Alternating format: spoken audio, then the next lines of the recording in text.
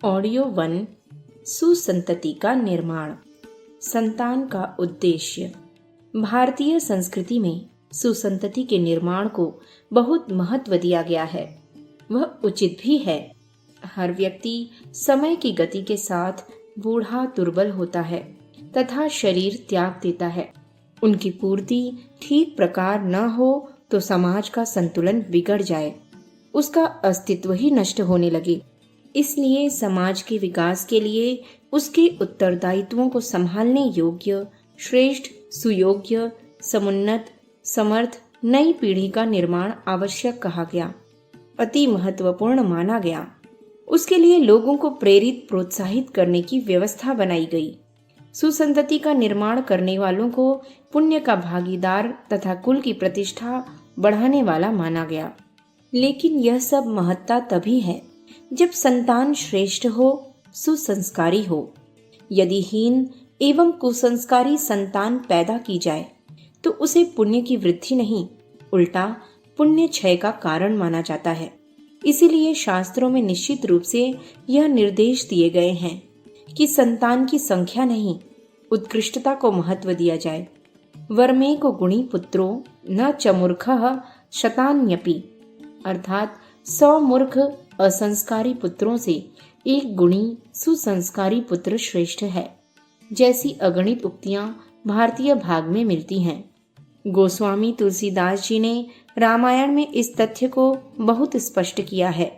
कुसंस्कारी संतान का न होना ही श्रेयस्कर ठहराया है, जैसे न तरु बांझ भली बादी बियानी, अर्थात माता यदि बालक को संस्कार देने की स्थिति में न हो तो उसका बांझ निपूती होना ही उचित है। और जिमी कपूत के उपजें कुल सद्धर्म नसाही, अर्थात कपूत के पैदा होने से कुल तथा सद्धर्म की हानि होती है आदि। यहाँ धर्म एवं पाप पुण्य की विवेचना नहीं करनी है।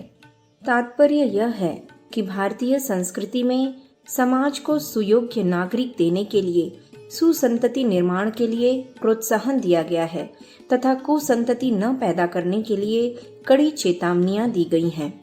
इसे विवेक पूर्वक समझा जाना चाहिए तथा उसका समुचित लाभ उठाना चाहिए। तभी संतान व्यक्ति, परिवार और समाज के लिए सुख एवं सौभाग्य का आधार बन सकती है। भ्रांतियों से बचें। आज तो स्थिति इससे लगभग उल्टी हो रही है। संतान के संबंध में मान्यताएं इतनी विकृत हो गई हैं कि वह सुख सौभाग्य के स्थान पर दुख एवं विडंबना का कारण बन गई है। परेशान व्यक्तियों का सर्वेक्षण किया जाए तो पता लगेगा कि अधिकांश की कठिनाइयों के पीछे प्रत्यक्ष या परोक्ष रूप से संतान की ही समस्याएं हैं। संतान का भरण पोषण, स्वास्थ्य, आरोग्य, शिक्षा दीक्षा, शादी विवाह, नौकरी, व्यापार आदि की व्यवस्थाएं बनाने में व्यक्ति परेशान है। वह न बना पाने से दुखी है। फिर बच्चों के कुसंस्कारों के कारण खड़ी होने वाली ढेरों समस्याएं हद दर्जे का मानसिक तनाव पैदा करती रहती हैं। गर्भकाल से लेकर लालन पालन में माताओं का तो स्वास्थ्य ही चौपट हुआ जाता है। इन सब तथ्यों को समझकर यह निष्कर्ष सहज ही निकलता है कि संतान पैदा करना तथा उसका निर्माण बड़ा उत्तरदायित्वपूर्ण तथा सावधानी का काम है। हर कोई हर किसी स्थिति में उसे जैसा चाहिए वैसा संपन्न नहीं कर सकता। विवेक कहता है कि संतान के पालन पोषण से लेकर निर्माण तक की कठिन तथा लंबी प्रक्रिया का निर्वाह करने की स्थिति में जो लोग हैं उन्हें ही संतान पैदा करने की बात सोचनी चाहिए, अन्यथा नहीं।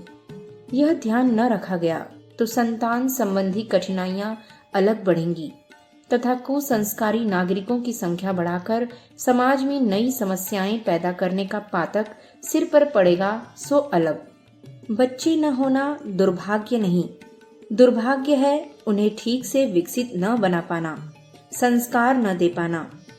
संतान से बुढ़ापे में सेवा सहायता की आशा करना तथा मरने पर पिंडदान आदि की कामना भी गलत है। ढेरों उदाहरण ऐसे मिलते हैं कि बुढ़ापे में बच्चे माँ बाप की सेवा सहायता तो नहीं करते, उल्टी अनेक परेशानियां खड़ी कर देते हैं। बुढ़ापे में प्रमुखापेक्षी होने की कामना क्यों की जाए?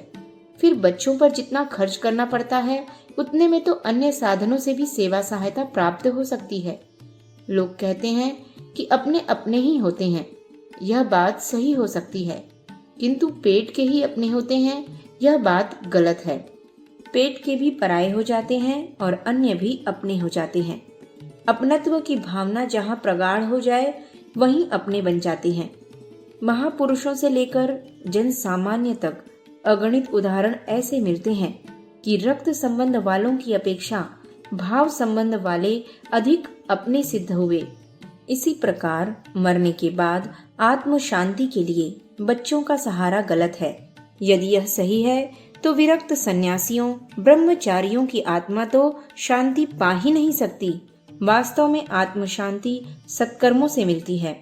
यदि संतान का निर्माण भी सत्कर्म के रूप में बन पड़े तो वह शांति का माध्यम बन सकता है, अन्यथा दूसरे अगणित सत्कर्मों को आत्म शांति का यश तथा नाम अमर करने का आधार बनाया जा सकता है। विशाल दृष्टि रखें। इस संदर्भ में पुराने समय का हवाला देना भी बेकार है। उस समय जनसंख्या वृद्धि की आवश्यकता थी, इसलिए अधिक संतान की बात कही जाती रही होगी, किंतु श्रेष्ठता का संतुलन का ध्यान तब भी रखा जाता था। सीता तथा उनकी सभी बहनों ने 2-2 बच्चों को ही जन्म देना उचित समझा। शकुंतला के एक भरत ही थे। उस समय जब राष्ट्रीय एवं अंतर्राष्ट्रीय स्तर पर जनसंख्या वृद्धि की कोई समस्या नहीं थी, तब भी इतनी सावधानी बरती जाती थी, तो आज की स्थिति में तो और भी अधिक सावधानी बरती जानी चाहिए। जापान एक छोटा सा देश है। द्वीप होने के नाते उस देश को बढ़ने और अधिक भूमि प्राप्त करने का अवसर नहीं है। वहां सदैव भूकंप आते रहते हैं और उनका भी वहां के देशवासियों के साधन समृद्धि पर प्रभाव पड़ता रहता है। वहां के नागरिक अपने देश की उन्नति और समृद्धि के प्रति जागरूक हैं और अधिकांश लोग यद्यपि गृहस्थ जीवन तो यापन करते हैं, किंतु छोटे और समुद्र से घिरे होने के कारण जनसंख्या वृद्धि का जोखिम नहीं लेते। परिवार नियोजन की पद्धति अपनाकर सुखी गृहस्थ रहते हुए देशभक्ति और कर्तव्य परायणता का परिचय देते हैं। अपने स्वास्थ्य, साधन, आर्थिक स्थिति और जीवन क्रम पर विचार करके ही संतान उत्पन्न करने की जिम्मेदारी लेनी चाहिए। पत्नी का स्वास्थ्य तो कमजोर है, आय इतनी है नहीं कि पोषक आहार, उचित शिक्षा और चिकित्सा का प्रबंध किया जा सके। आजीविका के साधन से समय इतना मिलता नहीं कि अपनी पत्नी का सहयोग कर सकें। परिवार में ऐसा कोई है नहीं जो गर्भिणी की सहायता कर सके। ऐसी परिस्थितियों में समझदारी इसी में है कि संतान की जिम्मेदारी से उस समय तक मुक्त रहा जाए, जब तक कि इस प्रकार की आवश्यकताएं पूरी न हो जाएं। गरीबों की, साधनहीन वर्ग की तो हालत खराब है।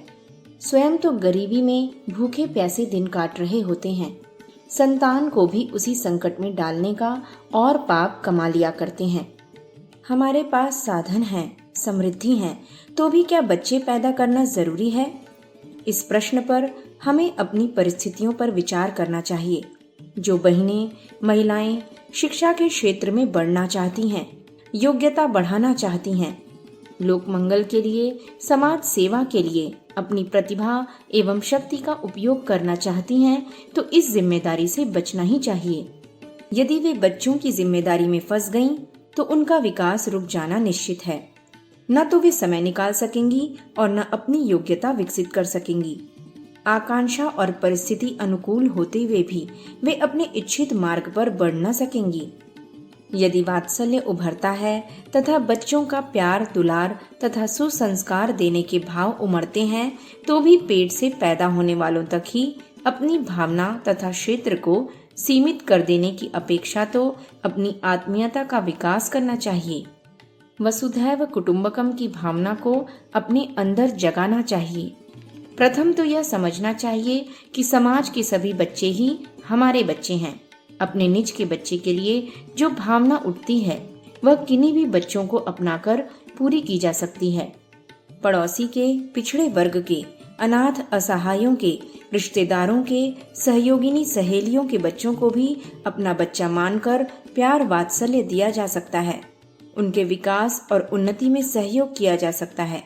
इस प्रकार अपने ममत्व का समाधान तथा समाज को श्रेष्ठ नागरिक देने का दोहरा लाभ कम कठिनाई से ही प्राप्त किया जा सकता है। पूर्व तैयारी आवश्यक। भारतीय संस्कृति का स्पष्ट निर्देश है कि यदि संतान पैदा करने की बात सोची जाए तो उसके उत्तरदायित्वों को पूरी तरह समझा और निभाया जाए। श्रेष्ठ संतति की कामना करने वाले अभिभावक पहले से ही अपने संस्कार उसके अनुरूप बताते थे।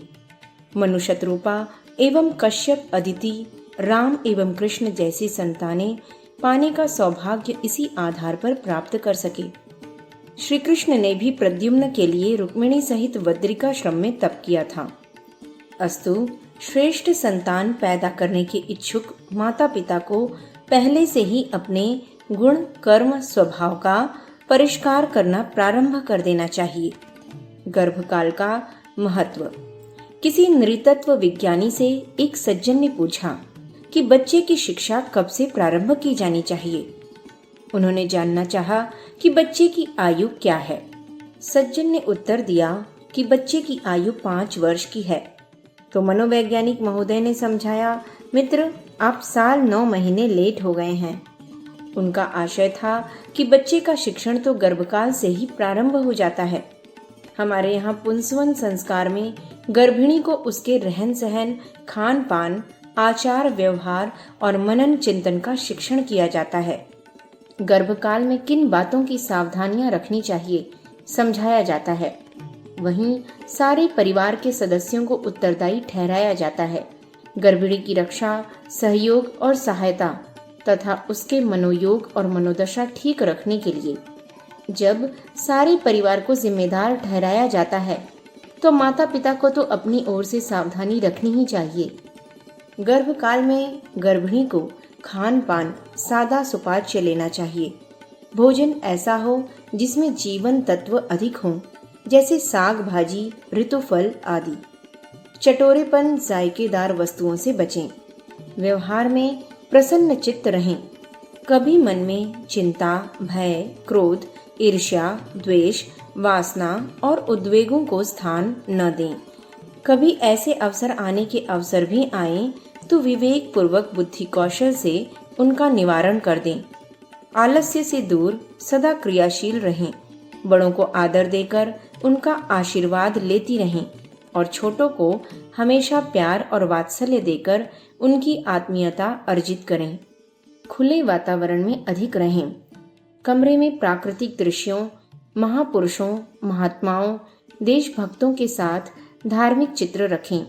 जिनसे विलासिता के कुत्सित विचार उत्पन्न हों, ऐसे गंदे चित्र यदि कमरे में हो तो हटा दें।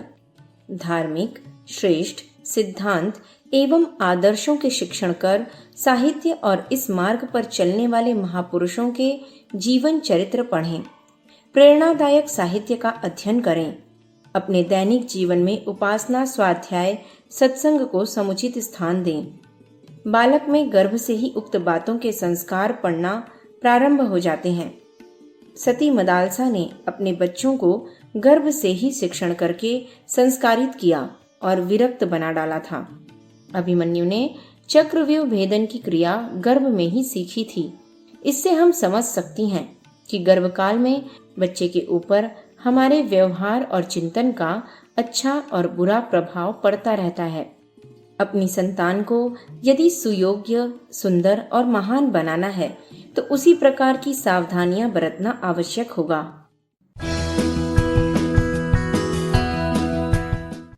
ऑडियो 2 सुसंतति का निर्माण। शिशु के प्रति सावधानियां। जन्म के पश्चात की सावधानियां और भी अधिक हैं। माता के खानपान और उसकी मनःस्थिति का प्रभाव उसके दूध पर पड़ता है। शिशु का आहार माता का दूध होता है, जो उसके भोजन से प्राप्त होता है और उसकी भावनाओं से संस्कारित होता है।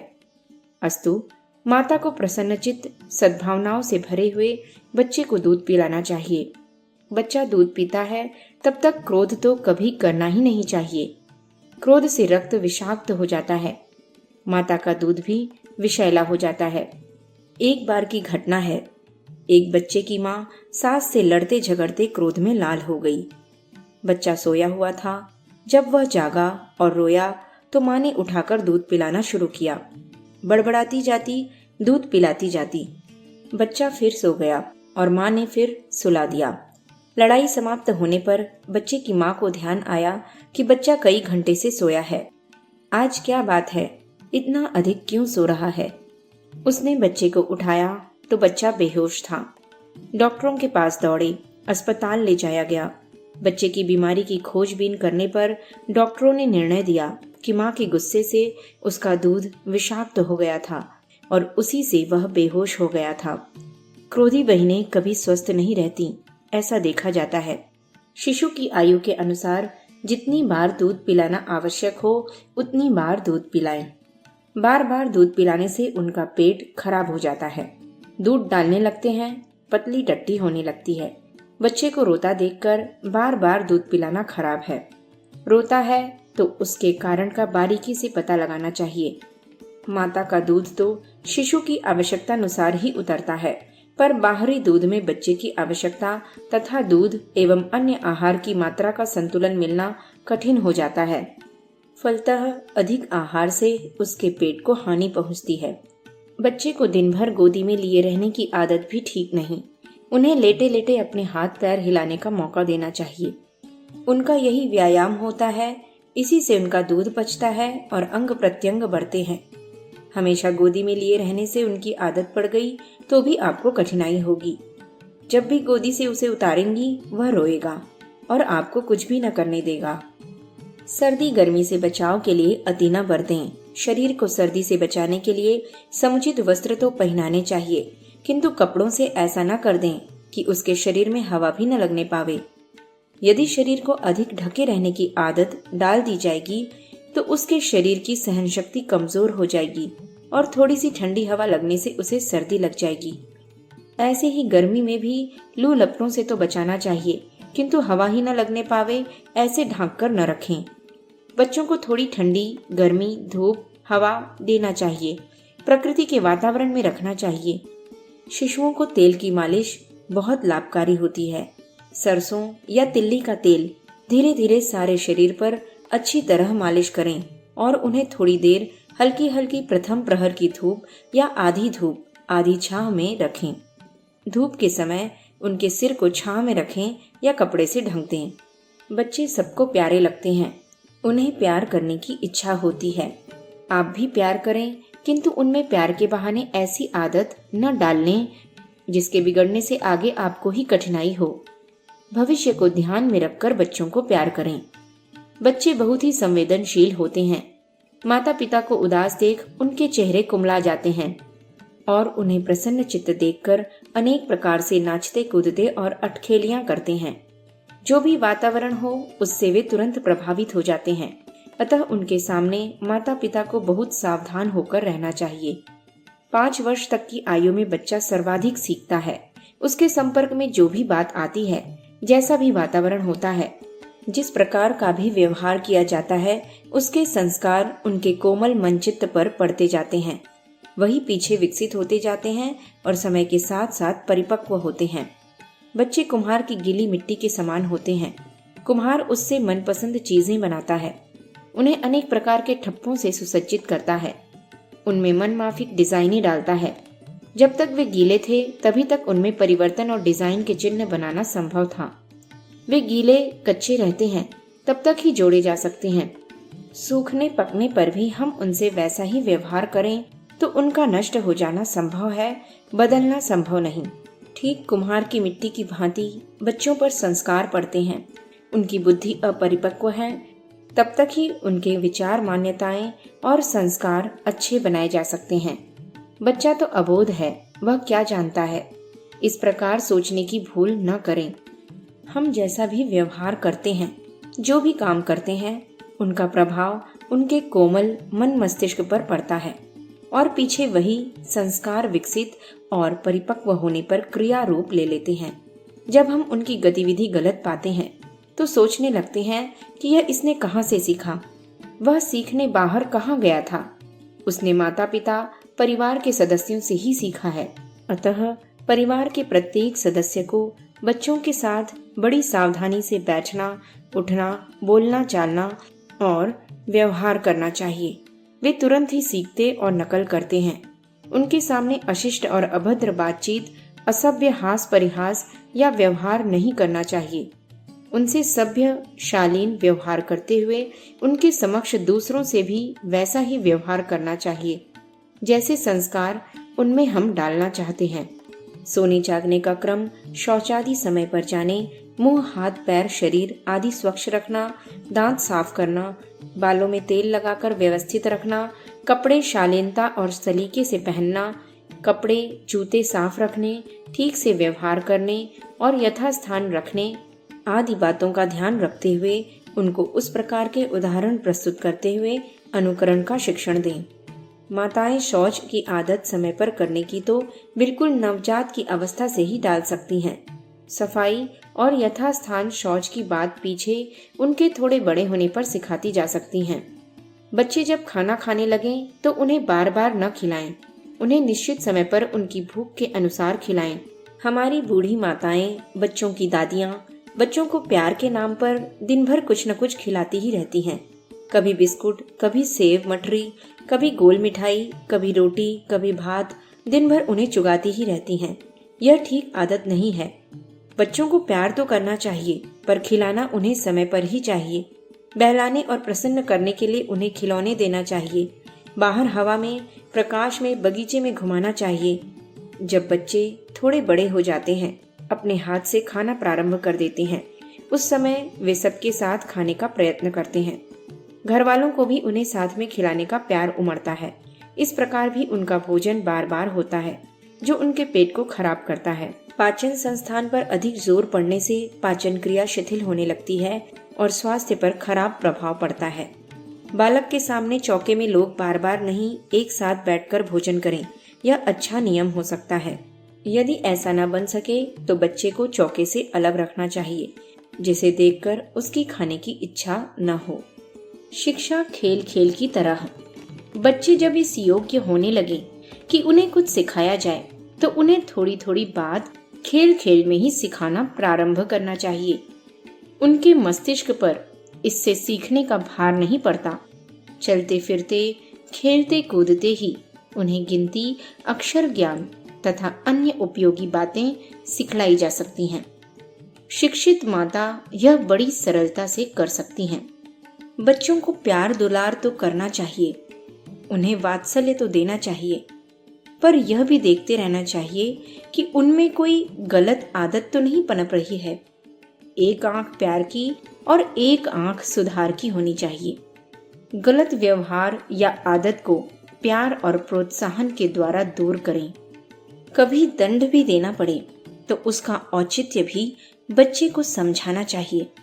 ऐसा न कर पाने की शिकायत कम और ऐसा करने की प्रशंसा अधिक करते रहना बच्चों को सुधार की ओर शीघ्र ले जाता है। प्रशंसा की सुधार शक्ति का उपयोग करना चाहिए। बच्चों को प्रोत्साहन और बढ़ावा तो देते रहना चाहिए, किंतु उनमें अहम भावना न बढ़ने पावे, इसका भी निरीक्षण करते रहें। बच्चों को पढ़ाई लिखाई की याद दिलानी पड़ती है। वे प्रायः अपनी धुन में लगे रहने से भूल जाते हैं। लिखाई पढ़ाई की ही नहीं, समय पर खेलने का भी उन्हें स्मरण कराएं। बच्चों के सामने पारिवारिक झगड़े और आपस के ईर्ष्या द्वेष की चर्चा वार्ता नहीं करें। उनके सामने पक्षपात का व्यवहार भी करना ठीक नहीं।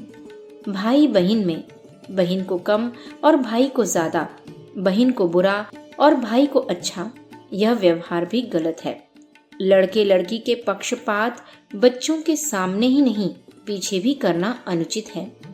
बच्चों में भाई भाई, बहन भाई में प्रेम बढ़े, एक दूसरे के लिए त्याग करें, अधिक चाहें, इस प्रकार की शिक्षा व्यवहार से उन्हें मिले तो अच्छा हो। इस प्रसंग की कथा कहानियां भी उन्हें सुनाते रहें। बच्चे नटखट होते हैं, उन्हें कुछ काम चाहिए, इसलिए वे तोड़फोड़ में ही जुट जाते हैं। उन्हें तोड़फोड़ से मोड़ने के लिए अपने नियंत्रण में उनके अनुकूल छोटा मोटा काम दें, जिसमें उसकी शक्ति और बुद्धि लग सके। ऐसा भी न हो कि उसका उत्साह टूट जाए। ऐसा करना चाहिए कि उसका लगाव आपके बताए काम की ओर मुड़ जाए, व्यर्थ की तोड़फोड़ हानि भी बच जाए और उसका नियंत्रण हो जाए। सर्वांगीण विकास। बच्चों के सर्वांगीण विकास के लिए उनकी शिक्षा की समुचित व्यवस्था हो। उन्हें उपासना क्रम में लगाया जाए। अपने साथ संध्या, गायत्री जप, आरती पूजा में साथ रखकर उन्हें सिखाएं। नियमित उपासना उनके जीवन क्रम में रहे। उनमें ऐसी भावना होनी चाहिए। समय पर व्यायाम, खेल और मनोरंजन भी आवश्यक है। केवल पढ़ने लिखने पर ही जोर न देकर सर्वांगीण विकास के लिए यह सब भी आवश्यक है। समय पर थक जाने पर विश्राम भी उतना ही जरूरी है जितना भूख लगने पर भोजन। इन सब की शिक्षा बच्चों को मिलना चाहिए। समझदार महिलाओं को इसका ध्यान रखना पड़ता है। शिक्षा के क्षेत्र में केवल कोर्स की किताबें न रटते रहें।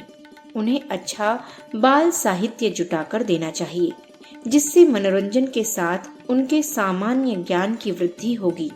बच्चों को विद्यालयीन प्रतियोगिताओं में भाग लेने के लिए प्रोत्साहित करते रहना चाहिए।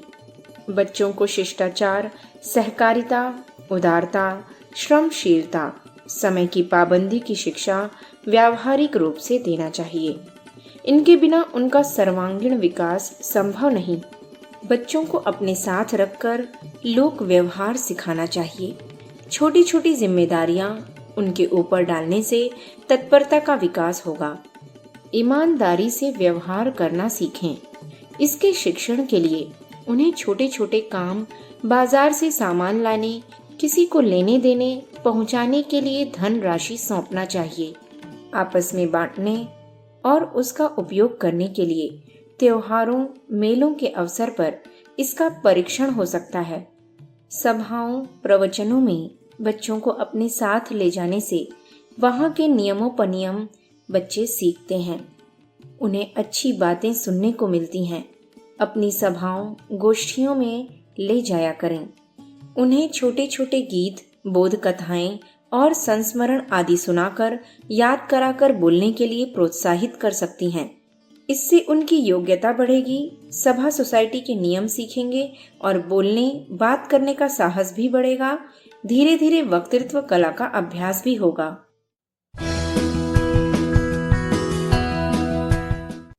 ऑडियो 3 सुसंतति का निर्माण। मित्र मंडली पर नियंत्रण। बच्चों के बाहर खेलते, स्कूल जाते कुछ मित्र हो जाना स्वाभाविक है, किंतु वे मित्र कैसे हैं, इसकी जानकारी रखना आवश्यक है। उनकी मित्र मंडली पर नियंत्रण होना चाहिए। एक तो घर का वातावरण ही ऐसा मनोरंजक और आकर्षक रखें जिससे वे मित्रों में रुचि न लें। फिर भी मित्र कुछ तो होंगे ही। उनके मित्र ऐसे हों जिनसे उनमें दुर्गुणों, दुराचरणों का समावेश न हो। होना तो यह चाहिए कि मित्रों से उनमें सहकारिता, सहयोग, सहायता के तत्वों की वृद्धि हो। इसकी सिद्धि के लिए उन्हें सत्संगति के लाभ और कुसंगति की हानियों की कथाओं, संस्मरणों द्वारा जानकारी देते रहा जाए। मित्रों को अत्यधिक महत्व देकर जीवन में असंतुलन पैदा करने वाले किशोर अधिकांश वे होते हैं जिनकी मित्रता तथा मनोरंजन की भावना का निर्वाह परिवार में नहीं किया जाता। हमारे शास्त्रों में उल्लेख है कि किशोर अवस्था प्राप्त होने पर बालक के साथ मित्रता का व्यवहार किया जाए।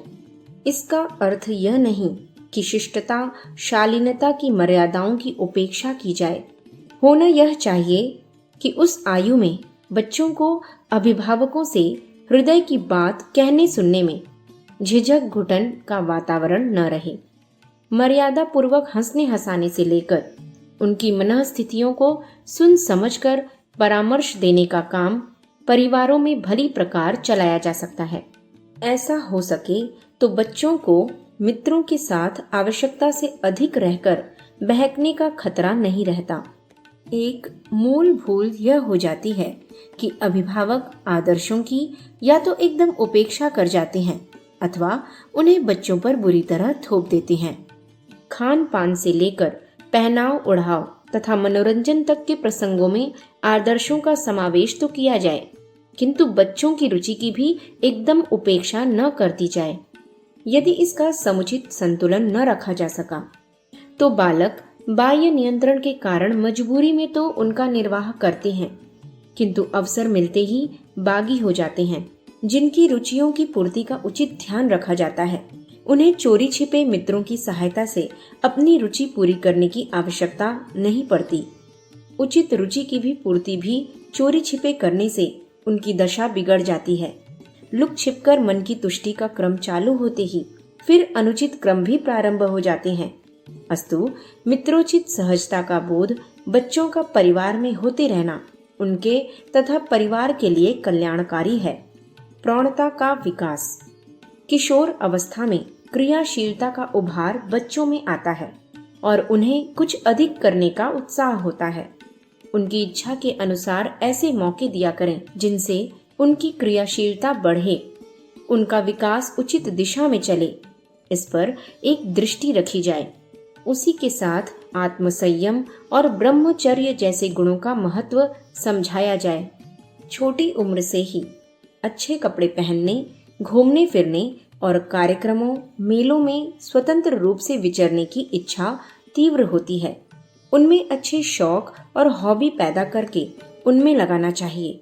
स्काउटिंग, एनसीसी, समाज सेवा जैसे कार्यक्रमों के लिए प्रोत्साहित करना चाहिए। किशोर अवस्था बच्चों के लिए बड़े महत्व की होती है। इस आयु में उनमें चंचलता आती है, क्रियाशीलता बढ़ती और बड़ों के अनुकरण कार्य रूप में परिणित करने का मन करता है।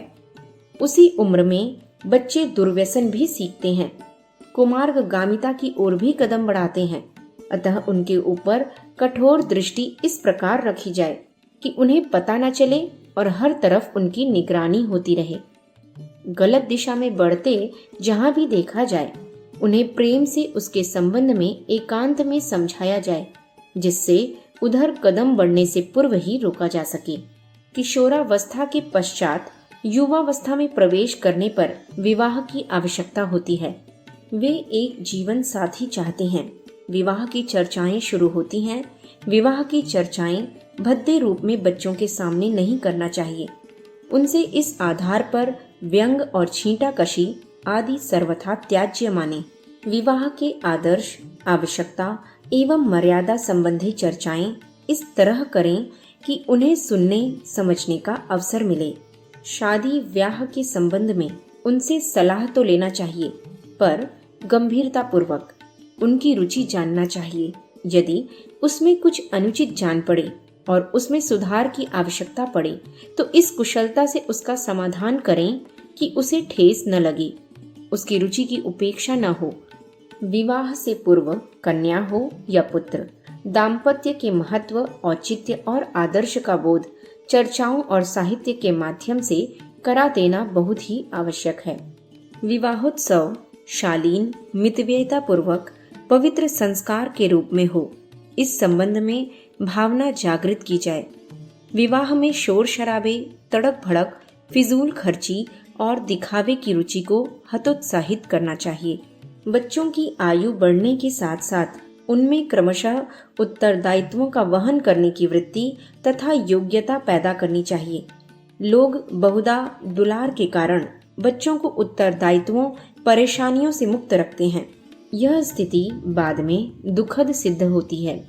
उस दशा में अभिभावक शारीरिक दुर्बलता के कारण भजन पूजन अथवा समाज सेवा के लिए अपने ऊपर से जिम्मेदारियां हटाना चाहें तो भी नहीं हटा पाते।